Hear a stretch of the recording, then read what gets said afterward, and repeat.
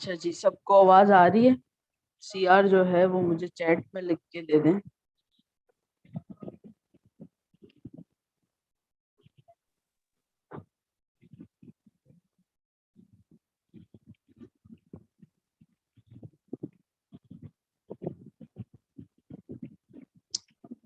ठीक है जी।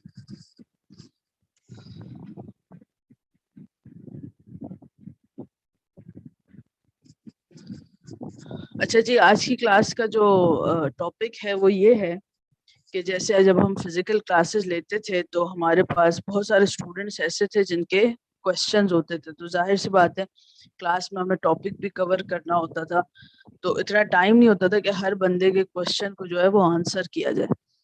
तो आज की क्लास में जो है वो आप क्वेश्चंस पूछेंगे, आप चैट में लिख के देंगे। अगर मैंने माइक ऑन किया तो क्योंकि क्लास की स्ट्रेंथ ज्यादा है तो उसमें शोर बहुत ज्यादा होता है, तो जो है वो मैंने पार्टिसिपेंट्स को म्यूट कर दिया है। वन बाय वन आपका जो भी क्वेश्चन हो वो आप मुझे चैट में लिख के देंगे। आपके क्वेश्चन को मैं आंसर करूंगी और आंसर करने के बाद यानी उससे जो जो भी जवाब होगा उससे बाकी लोगों को भी सीखने को मिलेगा। ठीक है। दूसरी चीज ये कि जो कल की न्यूज में हमारे पास जो सुना है मैंने कि 23 मई से जो है वो फिजिकल क्लासेस आपकी दोबारा से स्टार्ट हो जाएंगी। अगर तो फिजिकल क्लासेस दोबारा से स्टार्ट हो गई तो हम हमारा वही सिलसिला जो है वो जो प्रेजेंटेशन का सिलसिला है वो दोबारा से स्टार्ट कर देंगे और जैसे क्लासेस चल रही थी वैसी ही चलती रहेंगी। ठीक है। और अगर क्लासेस फिजिकली नहीं स्टार्ट हुई तो फिर उसके बाद उसका कोई ऑल्टरनेटिव हमें देखना पड़ेगा। आवाज नहीं आ रही, कुछ लोगों को आवाज ना आने का प्रॉब्लम हो रहा है। कुछ लोगों को हो रहा है या सबको हो रहा है? अशर, आवाज आ रही है मेरी?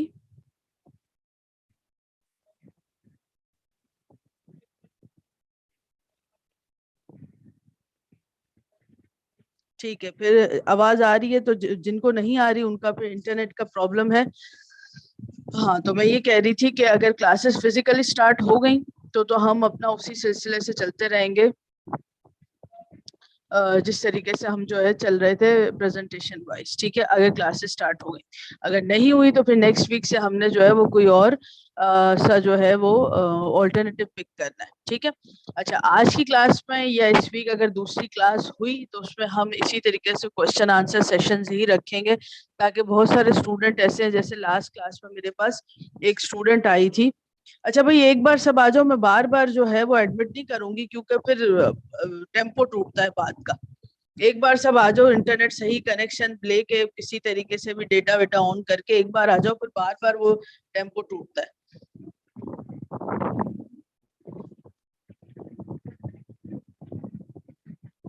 ठीक है। हाँ, तो लास्ट क्लास लास्ट वीक या जो भी ईद से पहले एक स्टूडेंट मेरे पास आई थी और वो किताब से जो है वो बहुत सारी चीजें उन्होंने पूछी थी, और उनका ये कहना था कि मेरा जो है वो कॉमर्स बैकग्राउंड नहीं है या मैंने पहली दफा पढ़ा है, तो मुझे जो है वो याद करने में मुश्किल हो रही है। ठीक है। अब मुश्किल हो रही है, इस सवाल का जवाब जो है वो इसका बहुत सारे स्टूडेंट उनके जैसे ही होंगे जिनको मुश्किल हो रही होगी। तो देखो, मुश्किल तो होगी, अगर आप मेडिकल बैकग्राउंड के हो, इंजीनियरिंग बैकग्राउंड के हो, तो यस आपको डेफिनेटली मुश्किल होगी। आपको कॉमर्स के स्टूडेंट से ज्यादा मेहनत करनी पड़ेगी। और अगर इंग्लिश अच्छी नहीं है या आपको ये लगता है कि आप खुद से नहीं लिख सकते, तो उसके लिए आपको थोड़ी सी ज्यादा एफर्ट करनी पड़ेगी, हो सकता है 2 घंटे ज्यादा पढ़ना पड़े। ठीक है। तो टीचर जो है वो आपको कुछ घोल के नहीं पिलाएगा, टीचर आपको लेक्चर देगा, नोट्स दे देगा, बाकी एफर्ट जो है वो आपने खुद से करनी है और करनी पड़ेगी, ज्यादा टाइम देना पड़ेगा। फिर वो चाहे आपका राइट अप हो, चाहे आपकी प्रेजेंटेशन हो, या चाहे आपका XYZ उससे रिलेटेड कोई भी चीज हो, मिड हो, या आपके पास जो है वो फाइनल हो। मिड के नंबर से, मिड के पेपर से, या जो हमारे पास मैंने जो टेस्ट लिए थे उसके भी मार्क्स जो है उससे आपको अंदाजा हो गया होगा कि आपकी कितनी काबिलियत है और आप फ्यूचर में किस तरीके से परफॉर्म कर सकते हैं। 19-20 का फर्क आ सकता है, 100% का फर्क नहीं आ सकता। बात क्लियर है? तो आपको एफर्ट करनी पड़ेगी, एफर्ट डालनी पड़ेगी, आपको ज्यादा पढ़ना भी पड़ेगा। ठीक है, एक तो ये पॉइंट हो गया, क्योंकि किताब जब आप खोलते हैं, जब तक मैं पढ़ा रही हूँ हेडिंग्स लिखी हुई हैं, आपको वो हेडिंग समझ में आ रही है। बाज़ औक़ात होता ये है कि इंग्लिश वीक है या आप जो है मेडिकल या इंजीनियरिंग बैकग्राउंड से, तो जब आप किताब खोलते हैं तो किताब में आपके पास बहुत ज्यादा मटेरियल होता है। तो यस, किताब में बहुत ज्यादा मटेरियल होगा, कॉन्सेप्ट वही चीज होगी, कॉन्सेप्ट वही होगा जो मैंने क्लास में आपको पढ़ाया है। किताब में आपके पास एग्जाम्पल के साथ बात होगी, केस के साथ बात होगी। अगर आप किसी फॉरेन राइटर की किताब पढ़ रहे हैं तो वहां पे केस स्टडी पर फोकस किया गया होगा। अगर आप किसी पाकिस्तानी राइटर की किताब पढ़े तो वहां पे छोटी छोटी एग्जाम्पल के साथ आपको बात समझाई गई होगी। बात वही होगी, सिर्फ फर्क किसमें होगा, फर्क ये होगा कि आपके पास किताब में बहुत डिटेल में लिखा हुआ है, बहुत सारी हेडिंग्स लिखी हुई हैं, लेकिन कॉन्सेप्ट में कोई फर्क नहीं होगा। ठीक है, तो अगर आप ये चाहते हैं कि आपका राइट अप इम्प्रूव हो, आपकी राइटिंग इम्प्रूव हो, आप खुद से लिख सके, तो इसके लिए आपके लिए सिर्फ लेक्चर काफी नहीं होगा, लेक्चर के साथ साथ आपको किताब भी पढ़नी पड़ेगी। ठीक है, जिन लोगों की जिन लोगों की आवाज में डिस्टरबेंस हो रही है, तो मैं अब क्या कर सकती हूँ, 1 मिनट रुको। अब ठीक आ रही है आवाज? अब ठीक है आवाज? हाँ, तो बुक की जहां तक बात है, अगर आपको खुद से लिखने की कोशिश करनी है तो आपको किताब पढ़नी पड़ेगी। आप किताब ना पढ़ें, इंटरनेट से पढ़ें, आर्टिकल्स पढ़ें उस टॉपिक से रिलेटेड, या जो नोट्स मैंने दिए हैं उसको पढ़ें। अगर बहुत ही इंग्लिश वीक है तो डिक्शनरी अपने साथ खोल के बैठे, हर जो भी वर्ड आपके पास लिखा हुआ है उसका मीनिंग उसके साथ लिखें। इसके अलावा आपके पास कोई और तरीका नहीं है जिससे आप एक ही सेमेस्टर में बहुत अच्छा लिखना सीख सकते हैं। ठीक है, कोई आसान तरीका नहीं है, थोड़ा सा ये लंबा रास्ता है और इसी पे चल के आपको काम करना है, तभी आप खुद से लिख सकते हैं। अदरवाइज आपको हर चीज का रट्टा लगाना पड़ेगा और ये इम्पॉसिबल है किसी भी स्टूडेंट के लिए कि वो पूरी किताब का रट्टा लगाए। ठीक है, तो जो स्टूडेंट्स ये सोच रहे हैं कि हम जो है वो आसानी से जो है कोई रास्ता निकल आएगा और आखिर में हम जो है वो सिर्फ लेक्चर्स देख लेंगे और काम हो जाएगा, तो ऐसा नहीं है। अगर आप इंटर कॉमर्स नहीं है या आपका बैकग्राउंड नहीं है तो आपको थोड़ी सी एफर्ट ज्यादा करनी पड़ेगी। ठीक है, एक तो ये बात हो गई। दूसरी बात ये है कि जो चीज मैंने नोटिस की थी वो ये है कि आपने प्रोएक्टिव रहना है, रिएक्टिव नहीं रहना। बहुत सारे स्टूडेंट ऐसे हैं, टॉपिक मिलने के बाद आखिर में मेरे पास आ रहे हैं कि बस ये 4 चीजें जो है वो आप थोड़ा सा हमें इसमें गाइड कर दे, थोड़ा समझा दें।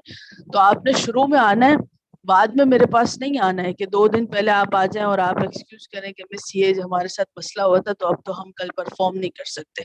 ठीक है, तो आपने, अगर आपके साथ मसला है, प्रॉब्लम है, आप 1 हफ्ते पहले आए, 15 दिन पहले आए, वो आके मुझसे पूछें, मैं टॉपिक आपको समझा दूंगी। लेकिन आप बिल्कुल 1 दिन पहले आएंगे तो ये सिर्फ एक्सक्यूज होगा। इसका मतलब सीधी सी बात ये है कि आपकी तैयारी नहीं है। ठीक है, क्योंकि मेरे पास एक स्टूडेंट आई थी जिन्होंने कहा था मिस आप मुझे समझाएं तो मैं फिर उर्दू में लिखूंगी। ये सारी चीजें आप मुझे बताएं ना कि 1 दिन में आप क्या तीर मार लेंगे, 6 महीने में जब आपने कुछ नहीं किया तो एक एक दिन में क्या हो जाएगा। तो पहले से हर चीज को प्रिपेयर करें। अगर आपको लगता है कि आप वीक हैं और आप वाकई में वीक हैं तो आपको पहले से तैयारी करनी पड़ेगी। ठीक है, और किसी का कोई क्वेश्चन है तो वो साथ साथ चैट में मुझसे पूछते जाओ ताकि मैं 1 बाय 1 आंसर करती जाऊंगी, चाहे वो किसी भी चीज से रिलेटेड हो। जो लोग नए आए हैं उनको मैं ये बता दूं कि आज की क्लास में हम क्वेश्चन आंसर सेशन करेंगे। क्वेश्चन आंसर सेशन का मतलब ये है कि क्लास में बहुत सारे स्टूडेंट ऐसे होते हैं जो क्वेश्चंस पूछना चाहते हैं, या हमारे पास टाइम नहीं होता या मैं सबको जवाब नहीं दे पाती, तो आज जो है वो आपके पास चांस है कि आप जो है वो क्वेश्चंस पूछ सकते हैं। आप चैट में लिख दें क्वेश्चन, मैं क्वेश्चन पिक करके उसको आंसर करूंगी। आपके क्वेश्चन से बहुत सारे और लोगों को भी उसका जवाब मिल जाएगा।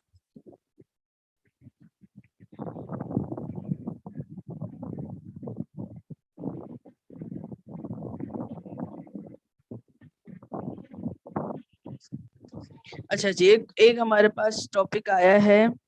अच्छा, लेबर यूनियन में नेगोशिएशन फील्ड का टॉपिक एक्सप्लेन कर दीजिएगा। अच्छा देखो, सबसे पहले तो नेगोशिएशन समझना है कि नेगोशिएशन है क्या। नेगोशिएशन बेसिकली बार्गेनिंग है, दो लोगों के दरमियान किसी भी चीज की, किसी भी कॉन्फ्लिक्ट के लिए बार्गेनिंग करना, किसी भी प्रॉब्लम को सॉल्व करने के लिए आर्ग्यूमेंट्स लाना, उसके लिए बार्गेनिंग करना नेगोशिएशन है। ठीक है, जैसे आप किसी चीज में या दुकानदार के पास कोई चीज खरीदने जाते हैं जहाँ पे फिक्स प्राइस नहीं है, दुकानदार आपसे कहता है ये चीज 5,000 की है, आप ये कहते हैं कि मुझे 2,000 में चाहिए। उसके बाद आप दोनों के दरमियान नेगोशिएशन होती है, आर्ग्यूमेंट्स एक्सचेंज होते हैं और आर्ग्यूमेंट्स एक्सचेंज होने के बाद आप इस नतीजे पे पहुंचते हैं कि जहाँ पे आप चीज जो है 3,000 या 3,500 में खरीद लेते हैं। ठीक है, इसी तरीके से जब हम ऑर्गेनाइजेशन की बात करते हैं तो ऑर्गेनाइजेशन में हमारे पास एक जो है वो आपके पास मैनेजमेंट है और दूसरा क्या है, लेबर यूनियन है या लेबर की एक ऐसे समझ लो कि दो ग्रुप्स हैं। एक ग्रुप वो है जो सुपीरियर है, एक ग्रुप वो है जो इंफीरियर है। दोनों के बिना ऑर्गेनाइजेशन नहीं चल सकती। ठीक है, और दोनों की अपनी अपनी कुछ नीड्स हैं, कुछ डिमांड्स हैं, जिसकी बेसिस पे जो है वो आपने ऑर्गेनाइजेशन को में परफॉर्मेंस देनी है। अब अगर आप अपर लेवल की तरफ चले जाओ तो अपर लेवल पे आपके पास डिसीजन मेकिंग होगी, और लोअर लेवल की तरफ चले जाओ तो वहां पे आपके वेजेस के या प्रोडक्शन के मसाइल होंगे। ठीक है, अब इन दोनों मसलों को हल करने के लिए आपके पास वैसे तो बहुत सारे ऑप्शंस हैं, कोड ऑफ कंडक्ट में आपको बहुत सारे ऑप्शन मिल जाएंगे, लेकिन इनिशियल लेवल पे, बेसिक लेवल पे आपके पास तीन चीजें हैं, जिसमें ये तीन चीजें आर्बिट्रेशन, मीडिएशन, ये सारी चीजें हैं। ठीक है, अब ये तीनों चीजें हैं क्या, ये तीनों चीजें ये हैं कि ये तीनों चीजें एक प्रोसेस है। वो प्रोसेस क्या है, लॉ। जो जब आप बिजनेस में लॉ का कोड पढ़ेंगे तो लॉ में आपके पास इन तीनों चीजों का पूरा एक प्रोसेस मौजूद है। इस प्रोसेस में होता क्या है, इस प्रोसेस में ये होता है कि एक प्रॉपर प्लानिंग, एक प्रॉपर स्केड्यूल के तहत आपके मसाइल को हल किया जाता है, यानी कि नेगोशिएशन किया जाता है, बार्गेनिंग किया जाता है। जब दो लोग आपस में खुद से बैठ के किसी मसले को हल नहीं कर सकते तो कहीं ना कहीं फिर उसमें कोई इन्वॉल्वमेंट या कोई ना कोई प्रोसीजर इन्वॉल्व होता है। ठीक है, अब ये जो तीनों प्रोसीजर हैं ये एक लीगल प्रोसीजर है। ये लीगल प्रोसीजर की डेप्थ में आपने नहीं जाना कि लीगल प्रोसीजर में है क्या। आपका मकसद क्या है, आपका मकसद ये है कि आईटीबी में आपने सिर्फ इसकी डेफिनेशन लिखनी है। ठीक है, जिसमें थर्ड पार्टी का भी इन्वॉल्वमेंट होगा, जिसमें लीगल रिक्वायरमेंट्स भी होंगी, जिसमें कंसर्न अथॉरिटीज भी होंगी। ये सारी चीजें मिल मिला के ये तीनों चीजें परफॉर्म होंगी। अब ये तीनों चीजें क्वेश्चन ये आता है कि मिस हम कौन सी चीज को परफॉर्म करेंगे, तो वो डिपेंड करेगा कि आपके पास कौन सा प्रॉब्लम अराइज करता है और उसे सॉल्व करने के लिए हमें किस सोल्यूशन की तरफ जाना पड़ेगा। बिल्कुल इसकी एग्जाम्पल ऐसे है कि सर दर्द जो है वो हमें बहुत सारी बीमारियों में होता है, लेकिन सर दर्द के लिए हमेशा पेनाडोल ही नहीं दी जाती। तो वो सिम्टम्स देखे जाते हैं, आपके मसले को देखा जाता है। आपके मसले से मुराद ऑर्गेनाइजेशन और लेबर के मसाइल को देखा जाएगा, और मसाइल को देखने के बाद आप जो है वो इस नतीजे पे पहुंचेंगे कि आपने कौन से प्रोसीजर को फॉलो करना है या ऑर्गेनाइजेशन के लिए कौन सा प्रोसीजर जो है वो कन्वीनियंट है। अब यहाँ पे एक और क्वेश्चन ये भी आता है कि अक्सर ऐसा होता है कि हमारे पास ऑर्गेनाइजेशन में कुछ ऐसे मसाइल भी होते हैं कि उसके लिए कोई कोड नहीं बना हुआ। तो उसके लिए जब कोई कोड नहीं बना, क्योंकि बिजनेस सब्जेक्टिव है, ऑब्जेक्टिव नहीं है, हमेशा एक ही तरीके से काम नहीं होगा, डिसीजन मेकिंग में डिफरेंस आएगा। जब डिसीजन मेकिंग में डिफरेंस आएगा तो हमारे पास एक सिचुएशन होती है, वो है आपके पास एक नए तरीके की सिचुएशन। जब नए तरीके की सिचुएशन आएगी तो अब उस प्रोसेस को सॉल्व होने में थोड़ा सा टाइम लगेगा। उसके लिए हल तलाश करना या प्रोसेस को या प्रोसीजर को तलाश करना थोड़ा सा मुश्किल हो जाएगा। यही वजह है कि जो हमारे पास code of conduct corporate governance का मौजूद है, आप इंटरनेट पे जाके सर्च कर सकते हैं। उसके एक फाइल के आखिर में बहुत सारे क्वेश्चंस ऐसे भी मौजूद हैं जो किसी नए तरीके से कोई एक नई केस स्टडी सामने आई, जब उसे सॉल्व किया गया तो उसे उस चीज का, उस फाइल का हिस्सा बना दिया गया। जिसकी वजह ये थी कि जब नए लोग जो है उसको फॉलो करें या नए लोग जब पढ़ें तो उनके सामने ये चीज मौजूद हो कि इस प्रोसेस को किस तरीके से सॉल्व किया गया। ठीक है, या इस मसले को किस तरीके से हल किया गया। मेरा ख्याल है क्वेश्चन जो है वो क्लियर हो गया होगा। ठीक है, आपका मकसद सिर्फ जो है वो डेफिनेशन लिखनी है, इसके प्रोसीजर में या इसकी डेप्थ में इस वक्त जाने की जरूरत नहीं, आपके कोर्स की रिक्वायरमेंट नहीं है। ठीक है, लेबर यूनियन से तो इतना क्वेश्चन भी नहीं आता। इसकी जो डेप्थ जो होगी, इसका प्रोसेस क्या है या इसके स्टेप्स क्या है, ये सारे आप पढ़ेंगे लॉ में। तो आपने सिर्फ डेफिनेशन पढ़नी है, और डेफिनेशन में आपने सिर्फ इस चीज को हाईलाइट करना है कि इसके अंदर जो है एक प्रॉपर लीगल प्रोसीजर होगा, लीगल रिक्वायरमेंट्स होंगी, थर्ड पार्टी की इन्वॉल्वमेंट होगी, और पूरे प्रोसीजर और टाइमिंग की बेसिस पे आप जो है वो नेगोशिएशन करेंगे, बार्गेनिंग करेंगे, किसी भी कॉन्फ्लिक्ट को सॉल्व करेंगे। ठीक है, बात क्लियर है? जिसका क्वेश्चन था समझ में आ गया? किसका क्वेश्चन था? हाँ, अब्दुल्ला। ठीक है, और कोई क्वेश्चन है तो वो तेजी से जो है वो टाइप करते जाओ तो मैं आंसर कर दूंगी।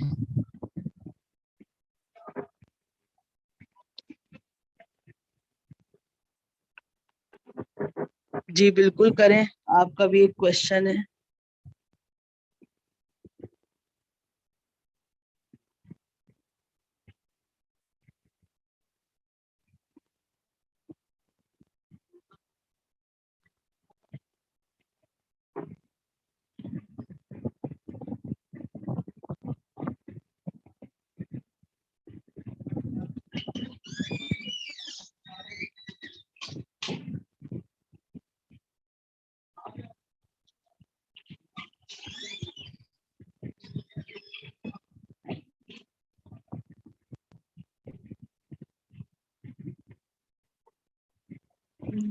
Social environment, economic social environment of business.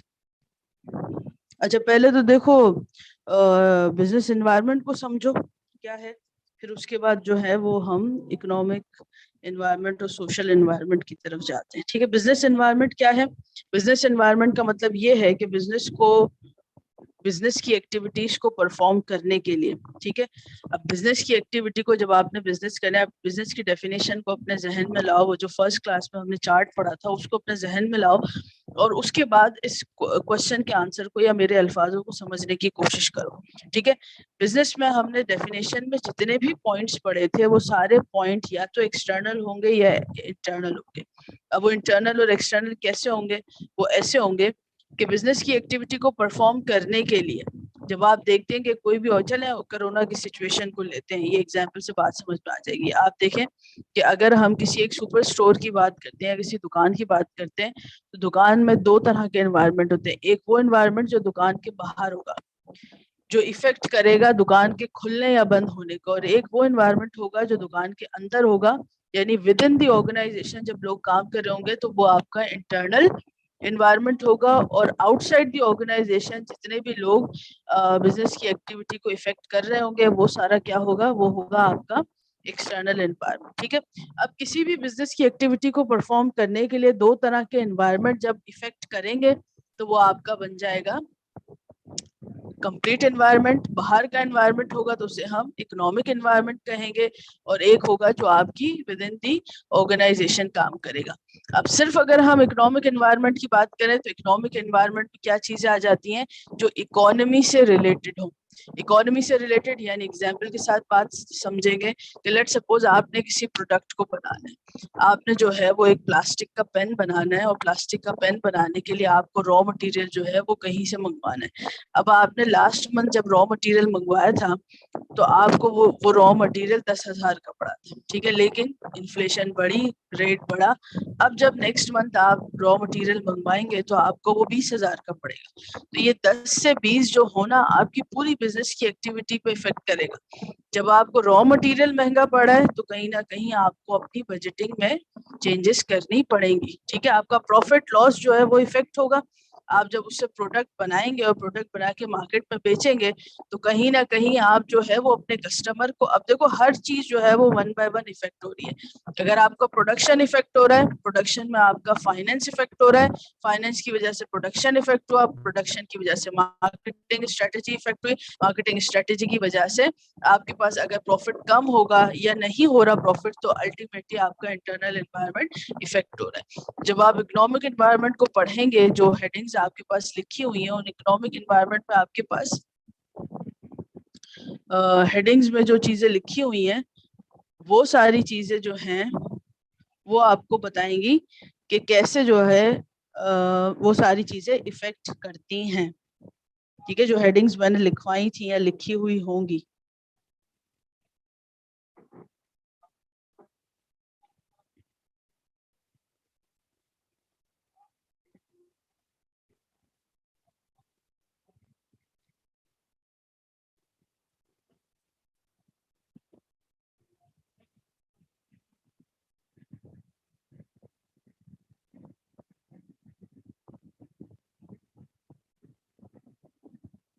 उसके अलावा अगर कल्चरल एनवायरनमेंट की बात करें तो कल्चरल एनवायरनमेंट को हम इस तरीके से देखेंगे कि हमारे कल्चर में, अगर हम पाकिस्तानी कल्चर की या मुस्लिम कल्चर की बात करें तो वो जैसे कि आप देखें रमज़ान में हमारे पास जब भी लॉकडाउन की कोई सिचुएशन आती है, और नॉर्मली भी, लेकिन रमज़ान में क्योंकि लोग ख़रीदारी ज़्यादा करते हैं, ये वो महीना होता है जिसमें बिजनेसमैन जो है वो बहुत ज़्यादा प्रॉफिट अर्न करते हैं। तो उसमें ये कि लॉकडाउन की सिचुएशन आती तो आप देखें सारे बिजनेसमैन, आप हेडलाइन आपको हर दफ़ा यही मिलेगी कि भाई वो ये कहेंगे कि हमें दुकानें देर तक खोलने की परमिशन दें। क्यों दें? क्योंकि ये एक तरीके से हमारा कल्चरल इफेक्ट है कि रमजान में नॉर्मली बाकी मंथ से ज्यादा लोग शॉपिंग करते हैं। उसकी वजह यह है कि रिलीजियस, एक तो रिलीजियस पॉइंट ऑफ व्यू है, एक कल्चरल इफेक्ट है कि भाई लोगों के दिमागों में ये चीज बैठ गई है कि एक तो रिलीजियस इफेक्ट भी, और दूसरा ये कि भाई रमजान में शॉपिंग करनी ही है, चाहे आप कम से कम करें चाहे आप ज्यादा से ज्यादा करें, लेकिन लोगों के नए कपड़े खरीदने ही है, नए जूते खरीदने ही है। तो ये सारी चीजें मिलके क्या कल्चरल इफेक्ट डालती हैं। फिर अगर आप कपड़े जूतों को छोड़ दें तो खाने पीने की अगर चीजों को देखें तो लोगों के घरों में कुछ एक्स्ट्रा चीज बनेगी ही। जब वो एक्स्ट्रा चीज बनेगी तो वो एक्स्ट्रा चीज आप कहाँ से खरीदेंगे? आप बाहर से ही खरीदेंगे। जब आप बाहर से खरीद के लेकर आ रहे हैं तो कहीं ना कहीं बिजनेस की एक्टिविटी परफॉर्म हो रही है। आप देखें जो हमारी बेसिक नीड्स होती हैं, जो रोजमर्रा की चीजें इस्तेमाल होने की होती हैं, आप ईद से एक दिन पहले या चांद रात को वो चीजें आपको नहीं मिलेंगी।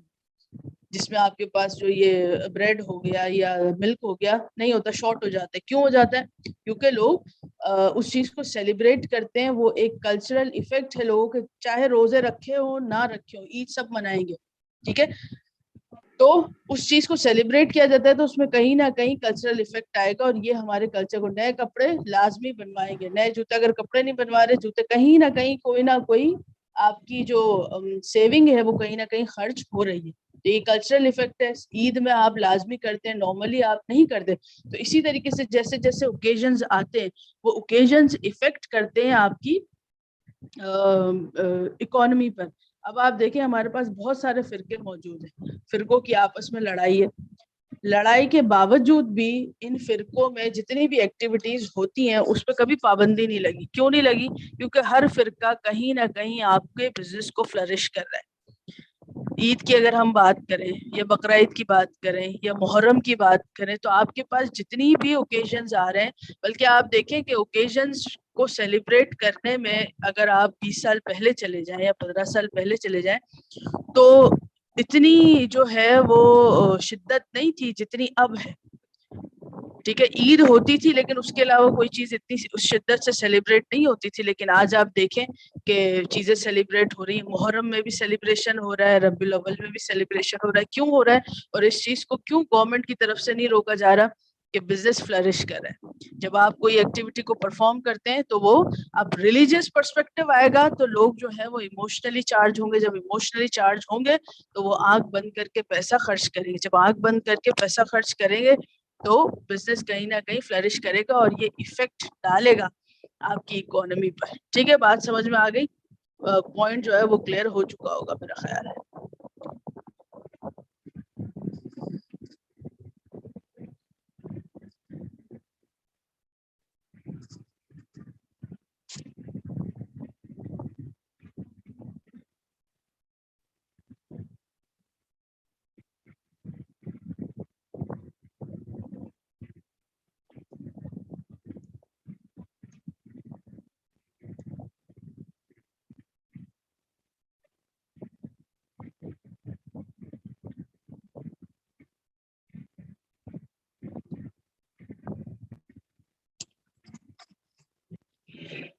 और कोई क्वेश्चन हो तो भेज दो मुझे।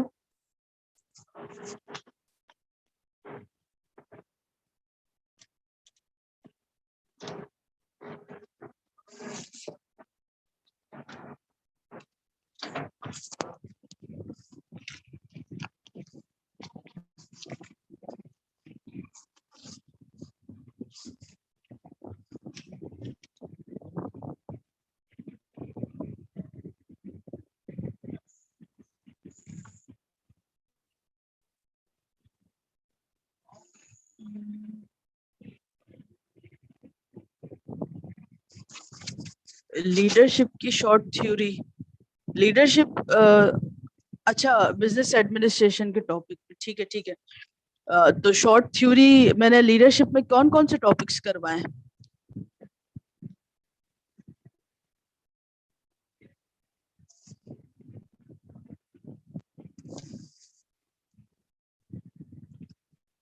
लीडरशिप का मुझे जरा क्वेश्चन को क्लियर करो, मेरी समझ में नहीं, क्योंकि BS3 में पूरा कोर्स है लीडरशिप का, तो मुझे याद नहीं है मैंने आपकी क्लास में कितना पढ़ाया है। अच्छा, एक और क्वेश्चन है, मिस कुछ टॉपिक्स जो लास्ट सिलेबस में थे मगर आपने कहा था कि मैं वो टॉपिक्स भी पढ़ा दूं, टॉपिक्स भी आ सकते हैं। देखो, आ तो कुछ भी सकता है, इसकी कोई गारंटी नहीं है मैं आपको पूरा कोर्स पढ़ाऊं, आप पूरी किताब याद करके जाएं और सवाल जो है वो आपके पास साइकोलॉजी में से आ जाए। तो अब इसमें ना मेरा कसूर है ना आपका कसूर है, ठीक है। आ तो कुछ भी सकता है। तो उसका जो बेहतरीन हल ये है कि सबसे पहले तो हम कोर्स आउटलाइन की तरफ जाएंगे, ठीक है। यानी हमारे पास जो कोर्स आउटलाइन दी हुई है उसे हम कंप्लीट कर लेंगे। अगर कोई टॉपिक रह भी गया तो मैं नोट्स लाजमी दे दूंगी, ताकि मेरी तरफ से ये जिम्मेदारी कंप्लीट हो जाए कि मैंने आपको जो है, वो नोट्स इतने ज्यादा आसान अल्फाज में जो थोड़े बहुत पहले दिए हैं, जिन्होंने पढ़े उन्हें अंदाजा होगा कि बहुत आसान जबान में लिखे हुए हैं।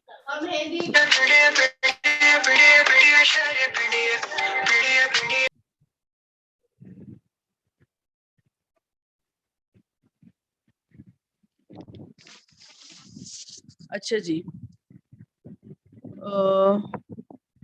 बीच में डिस्टरबेंस जी।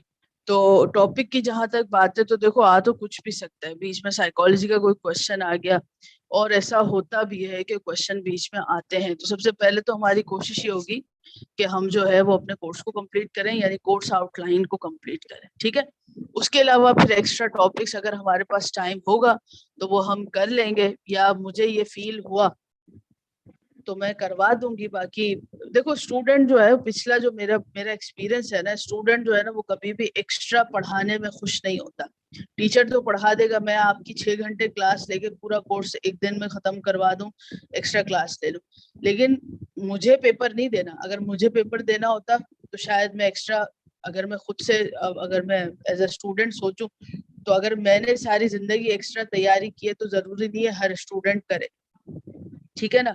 स्टूडेंट तो ये बोलते हैं भाई अगर आपने अपनी लाइफ एंजॉय नहीं की तो हम क्या करें। तो इसी तरीके से अगर मैं कहूँ कि भाई मैं तो बहुत ब्राइट स्टूडेंट थी, मैं तो एक्स्ट्रा चीजें पढ़ के जाती, तो आप यही कहेंगे भाई मिस हमें तो कोर्स पढ़ा दे, काफी होगा। बात समझ आ रही है। तो स्टूडेंट जो है वो हमेशा एक्स्ट्रा पढ़ाने में मेजोरिटी खुश नहीं होते, वो ये कहते हैं बस जो है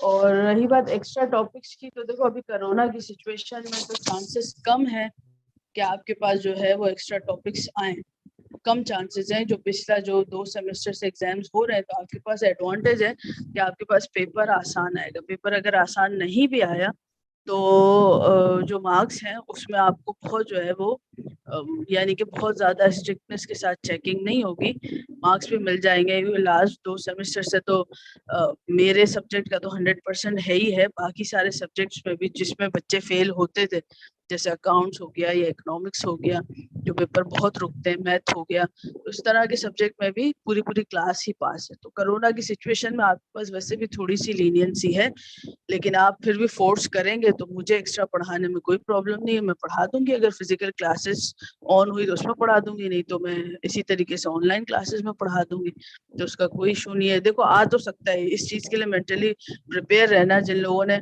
इससे पहले एफिलेटेड कॉलेज से पढ़ा हो, कोई आसपास कजन भाई बहन हो जिन लोगों ने पढ़ा हो, नहीं भी पढ़ा तो अगर किसी से सुना हो आपने, तो आपको इस चीज का अंदाजा हो जाएगा कि यस एक्स्ट्रा आ सकता है, वो किसी और कोर्स से भी हो सकता है। तो कराची यूनिवर्सिटी से आप कुछ भी एक्सपेक्ट कर सकते हैं।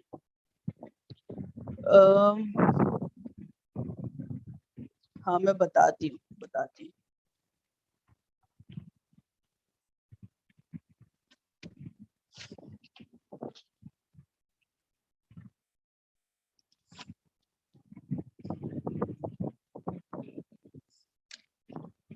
अच्छा देखो, क्वेश्चन आया है हमारे पास, command and market economic system examples के साथ समझाना है, ठीक है। ये मेरा ख्याल है ये तो मैंने लिखवाया था ना,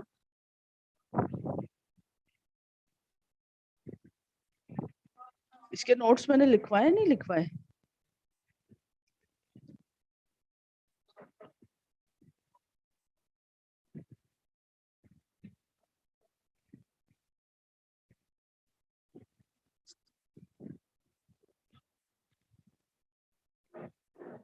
लिखवाए हैं ना, ठीक है चलो मैं समझा देती हूँ। अच्छा देखो, अगर हम बात करें सबसे पहले कमांड को समझो, ठीक है, क्योंकि वो इसका ऑपोजिट है economic system, market economic system. अच्छा, कमांड में क्या होगा, आपके पास जो ऑथराइजेशन होगी या अथॉरिटी होगी वो सेंट्रलाइज्ड होगी। देखो मैनेजमेंट में हमारे पास एक टर्म यूज होती है सेंट्रलाइज्ड और डिसेंट्रलाइज्ड। तो सेंट्रलाइज्ड का मतलब ये होता है कि आपके पास डिसीजन मेकर जो होगा ना वो कोई एक होगा, कोई एक बंदा होगा जो आपका डिसीजन लेगा। जब हम इकोनॉमिक सिस्टम की बात करते हैं तो ऑटोमेटिकली थोड़ा सा कॉन्सेप्ट क्लियर करने की कोशिश करो कि जब हम इकोनॉमिक सिस्टम की बात करें यानी कि पूरे बिजनेस के डिसीजन की बात करें, तो अब यहाँ पे डिसीजन मेकिंग किसी प्राइवेट ओनर की नहीं होगी, गवर्नमेंट की होगी। गवर्नमेंट आपको बताएगी कि हमारी इकोनॉमी में कौन सा ऐसा बिजनेस है जिसकी नीड है। जैसे कि इसकी एग्जांपल ऐसे समझो कि अगर हम पाकिस्तान की बात करें तो पाकिस्तान में हमारे पास ये मेडिकल स्टोर्स की बात करो। मेडिकल स्टोर्स आपके पास नॉर्मली बहुत सारे, हर गली में आपको 2 स्टोर मिलेंगे। जनरल स्टोर पे भी आपके पास दवाइयाँ मिल जाएंगी, या आप नॉर्मली कुछ दवाइयाँ ऐसी हैं जो डॉक्टर के प्रिस्क्रिप्शन के बिना नहीं मिल सकती वेस्टर्न कल्चर में या दूसरे कल्चर में, लेकिन हमारे कल्चर में वो आराम से मिल जाती है। ठीक है, तो कोई रिस्ट्रिक्शन नहीं है, गवर्नमेंट को नहीं पता, काम जो है वो प्राइवेट ओनर्स कर रहे हैं। जब हम कमांड की बात करते हैं तो नाम से ही हमें पता चल जाएगा कि कोई ना कोई सेंट्रलाइज्ड इन्फ्लुएंस होगा। आपका डिसीजन मेकर कोई एक बंदा है, वो एक बंदा कौन होगा, वो आपकी गवर्नमेंट होगी। वो आपकी गवर्नमेंट आपको बताएगी कि आपने कौन सा काम करना है या कौन सा काम नहीं करना। जैसे अगर सर दर्द के लिए आपके पास मार्केट में 4 मेडिसिन ऑलरेडी अवेलेबल है तो 5वीं की जरूरत नहीं है। अब लेट सपोज अगर कोई है जो 5वीं इंट्रोड्यूस करना चाह रहा है, तो गवर्नमेंट उसको बताएगी कि भाई आपकी रिसर्च और आपका पैसा जो है वो आप 5वीं सरदर्द की गोली पे ना लगाएं, बल्कि उस चीज पे लगाएं जो हमारे पास मार्केट में मौजूद नहीं है, जिस दवाई की शॉर्टेज है, आप इस पे रिसर्च करें, इस पे काम करें। तो ये चीज हमें कौन बताएगी, ये हमें गवर्नमेंट बताएगी, क्योंकि सेंट्रलाइज्ड इन्फ्लुएंस वहां पर है, डिसीजन मेकिंग वहां पर है। अब मार्केट इकोनॉमी को आप इसी तरह का ऑपोजिट ले लें, ऑपोजिट क्या होगा, ऑपोजिट ये होगा कि प्राइवेट ओनर्स जो है वो काम करेंगे। जैसे कि अगर हम सऊदीया की एग्जांपल दें तो हमारे यहाँ पाकिस्तान में तो आप देखें कहीं भी आप चले जाएं आपको मेडिसिन का स्टोर मिल जाएगा, जिसे हम नॉर्मली क्या कहते हैं, मेडिकल स्टोर कहते हैं, ठीक है, जिसमें दवाइयाँ मिल जाएंगी और कोई प्रिस्क्रिप्शन की जरूरत नहीं है। अगर आपको दवा का नाम भी याद है तो आप उसे दुकानदार को बता दें तो वो आपको, और वहां पे जो लोग सेल्स के लोग खड़े हुए हैं वो सेल्स के ही लोग हैं, वो फार्मासिस्ट नहीं है।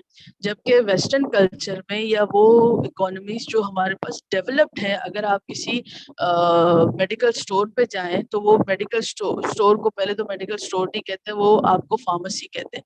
आप फार्मेसी पे जाए तो वहां पे आपको फार्मासिस्ट मिलेंगे गाइड करने के लिए, यानी जिसने 5 साल की पूरी डॉक्टर की पढ़ाई या फार्मेसी की पढ़ाई, जिसके पास डिग्री है, वो डिग्री होल्डर बंदा आपको बताएगा कि आपने ये चीज खरीदनी है या नहीं खरीदी। उसके अलावा प्रिस्क्रिप्शन के बिना आपको दवा नहीं मिल सकती। नॉर्मली जो नजला जुकाम की विक्स वगैरह है या स्ट्रेप्सिल्स है, इस टाइप की दवाइयां आपको मिल जाएंगी, लेकिन जो किसी